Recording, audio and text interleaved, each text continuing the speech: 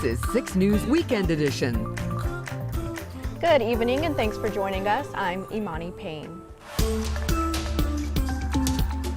We begin tonight with the latest coronavirus numbers around our area. No new cases were reported in Bell County today. There are 178 cases. 94 people have recovered and 3 people have died. No new cases were reported in McLennan County today. The total sits at 91 cases. 78 people have recovered, 4 have died, 1 remains in the hospital. Brazos County reported 6 new cases this weekend for a total of 208 cases. 115 people have recovered there, 16 people have died. For the full list of cases, visit kcentv.com/coronavirus. Registration begins today for the COVID-19 drive-through testing site in Coppers Cove, which will conduct testing on Monday. Testing is free, but community members must meet screening criteria and register to receive an appointment time. Those hoping to get tested will be screened for symptoms including fever, cough, and shortness of breath. The test collection site will be at Coppers Cove Fire Station number 2. The site will be open from 8 to 5 p.m. on Monday. To register, visit txcovidtest.org or call 512-883-5400. At 97 years old, Navy veteran J.C. Alston had little reason to expect a large birthday turnout during the COVID-19 crisis. But today he had the largest birthday turnout of his entire life. 6 News reporter Andrew Moore explains how the community honored the veteran while keeping him safe. Yeah, Monty, at 97 years old, Alston had been cooped up at home for a while and really only expected to see close family for his birthday. But instead, the whole community was staging at the volunteer fire department right behind me here to get ready to hold a parade that would go right by his house. Alston told us when his grandkids said he had a surprise, he wasn't expecting anything like this. Vehicles came through by the dozen. Some had signs to wish him a happy birthday, others flew flags in his honor. Family members Alston had not seen in months were able to stop and hand off gifts to other family members, and one person even splurged and got him toilet paper. And Alston's service to the country was honored as well. At the head of his parade, American Legion Commander John Potts and State Rep Hugh Shine presented Alston their own gifts of honor. I have a flag that was flown over the state capitol. I have a certificate to present to you on your birthday, and happy birthday, sir. More people know about me than I thought they did. All they told me they had a surprise for me,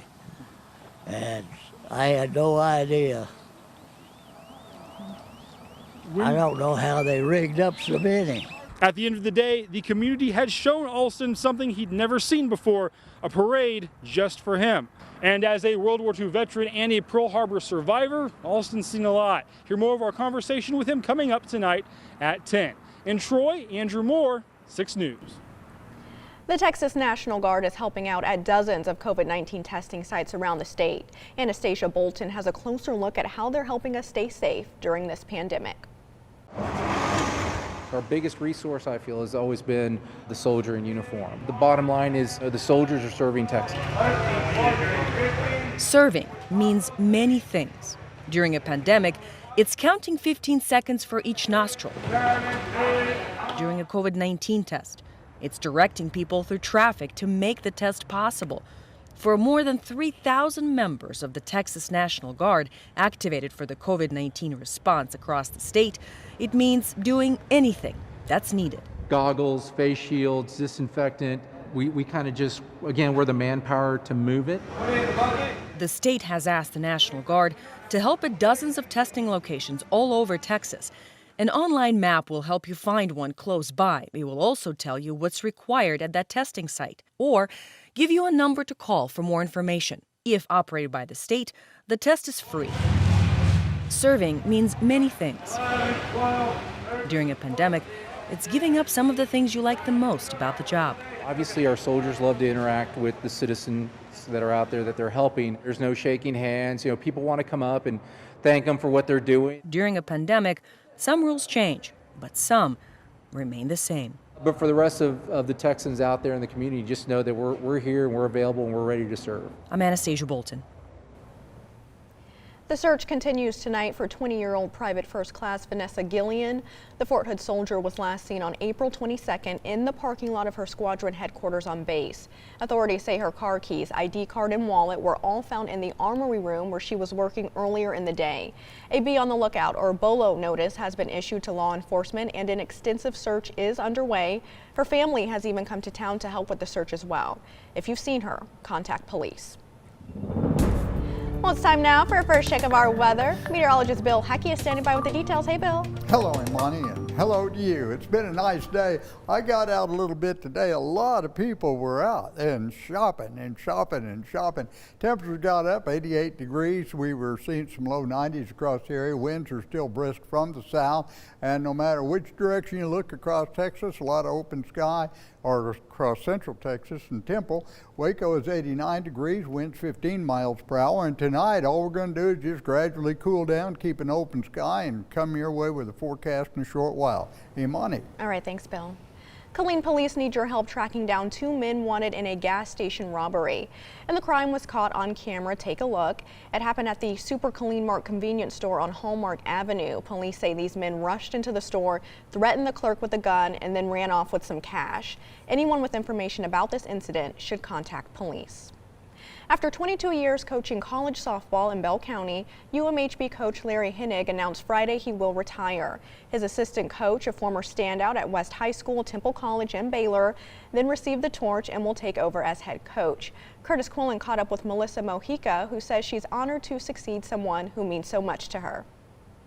Melissa Mojica played for Larry Hennig during his 12-year tenure as the first coach in Temple College's softball program history. Now, after 5 years as an assistant with Coach Hennig during his 10 years as the head coach at UMHB, she will take the reins of the Crusaders program moving forward. Mojica is from West, and after 2 years at TC, she played at Baylor, where she got a hit in the Lady Bears' first postseason win. After her stint in green and gold, she went home to West, where she was an assistant coach for 9 years before heading to UMHB to rejoin Coach Hennig. And while she's thrilled to get promoted to the big chair, she says another emotion came up first when she got the news. I was sad. That was my first reaction. I was shocked and I was sad. He's talked about it kind of throughout the year, but I just didn't. After the season ending and us doing so well, and we just stopped short of finishing, and I just thought that maybe he'd go one more year, so it's just a bittersweet moment for me. Mojica is actually the second former Temple College player to return to Bell County the past 3 weeks after Cliff Ellis was hired to lead his alma mater, the TC men's basketball program. We will hear more from Coach Mojica as she now looks to leave her mark on the Crusader softball program coming up tonight at 10 o'clock. Imani. All right, thanks, Curtis. Still to come, we're separating fact from fiction in tonight's Verify. Plus, how a mourning family is doing their part to prevent even more heartbreak during this pandemic. Stick with us.